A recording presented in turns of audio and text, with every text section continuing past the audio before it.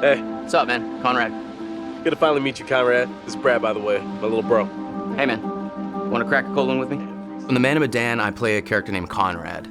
And I think initially when we find Conrad, he is a sort of entitled guy, a wealthy American who's on vacation. Where's the old crust bucket skipper anyhow? He's an adventurous guy. He lives off the cuff. He does what he wants. I'd invite you to make yourselves at home, but And I think that's kind of fun to play as an actor. He has no censor, he's no filter. So whatever circumstance he's put into, you know exactly how Conrad feels. And so it was kind of fun performance to start out being brash, kind of a silly guy, and just jump in and have fun with that. So is everybody on board and ready to go? You're selling, I'm buying.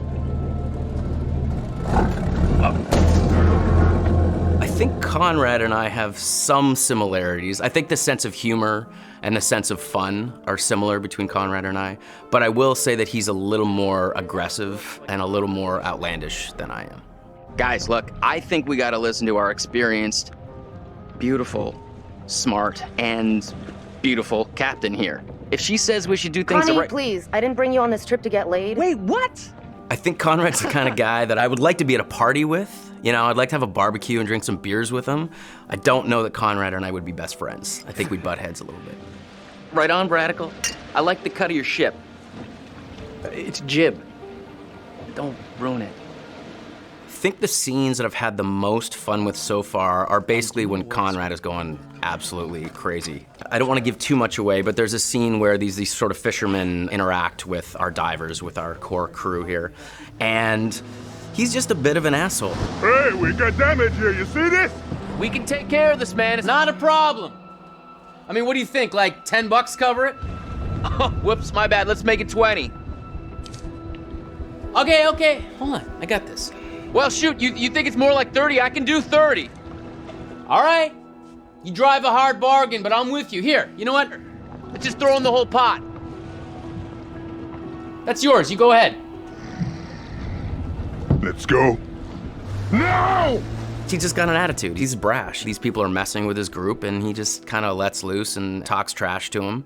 And as a guy who would never do that in real life, it's a lot of fun to just kind of let Conrad flow, say whatever he wants. You are an idiot. They left, didn't they? That doesn't make you any less of an idiot. You know, the only thing funnier than seeing you try to buy your way out of that situation is watching you put your money to waste. Got a smile out of you. Worth every penny. I got. One of the most interesting and one of the key moments that sticks out for me is Conrad's decision in the first act of the game, either to stay with the group or potentially just take off. Storm's 8 miles away. They came here on a boat. Maybe we can take it. Yeah, it's a speedboat. I can get out through the window. We gotta break these off first. Too loud. They'll hear it. We're gonna break them during the thunder. Good call. Don't leave us here, okay? And I think, again, this is what's interesting. Depending on how the player sculpts the story, Conrad can become a coward, essentially, and desert his friends and his family, or become a hero and stay. These fuckers need to pay. So that, to me, is very, very interesting.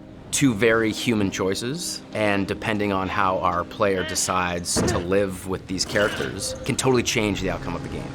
So I think that I enjoy when Conrad makes the heroic choice and gets to stick around. He obviously gets to see more of the adventure, but it's just as possible that he tries to save his own life and takes off. Whew, wow, that was intense. That's one way to put it. You got a better way to put it? All the characters do have very strong personalities and drives. Leave! I think Conrad is the instigator. Good news, bad news. Bad news? I don't see how this could get any worse. I think he is the one that really starts the confrontation with the fishermen. These are kind of maybe the fishermen I pissed off earlier. Oh, God damn it, Conrad. Great, just great. And the good news? So I think in a lot of ways, Conrad is there to stir the pot and create drama. I recognize them. How was that good news? I thought you were gonna ask the good news first. You're such an idiot, Jesus. Do I prefer playing the good guy or the bad guy? I think that there's fun in both. To be honest, I don't get to play the bad guy as much as I get to play the good guy, so I think I relish those moments where I get to play the darker side of things. But I think every good hero has that balance, has that dark side. I think a good guy who only is doing good things is kind of boring. You just had to piss them off, didn't you? So I think that there's elements of both sides in both characters. And the best villains are the villains that don't think they're doing anything wrong. Their motivation is not like, oh, I'm a mustache twirling bad guy. It's like, no, they're doing what's right for them. It just happens to be against what most people think is the right thing to do. If I can't shoot them as payback, at least I could give them a nice jab with a sharp knife.